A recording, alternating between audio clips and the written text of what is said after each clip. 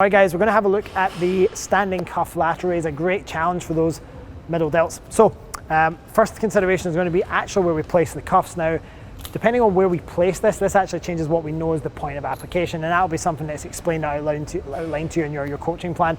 But we can have it at the wrist, we can potentially have it somewhere up the forearm towards the upper forearm, we can even have it slightly above the elbow, and this is all going to change the demands that are required from the delts to work here, and it's also got some other considerations for joint health there as well.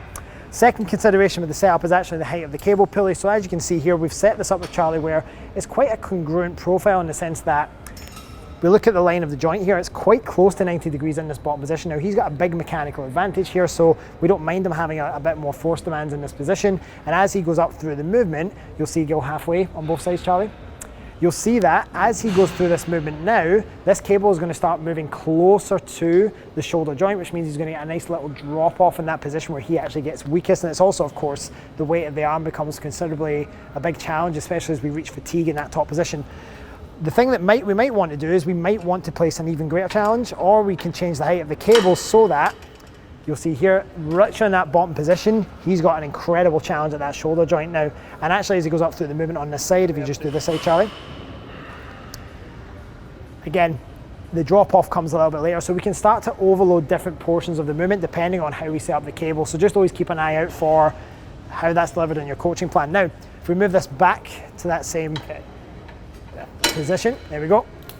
Key focus on, regardless of what height this is at, the key focus of the execution here is really to think about sweeping those elbows out to the side. And then as you get up towards that sort of 90-degree position, do not restrict the upper trap's involvement here. We want to make sure that the upper traps do their role as assisting with that upward rotation of the scapula. So we want that scapula to be able to elevate in that top position. So let those scaps move freely. Another consideration you might want to do, depending on the individual, is you might want to just encourage a little bit of a hip hinge just to make sure that that medial delt is sitting right on top of what we call the axis of rotation.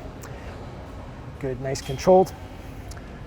All right, and again, the last thing to consider as well here is mistakes you'll see this kind of almost like standing and overextending to get to that top position. So you'll see kind of this big lean back, that big flare of the rib cage, which we don't want.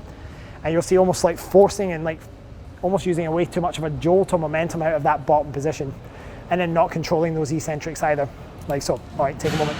So again, just a couple of good reps. He's going to get that hip in slight flexion if required. Slow, controlled abduction of the arm, keeping the shoulder, that upper arm in that scapular plane range, and then making sure to finish with that elevation and real hard contraction of the medial delt in that top position.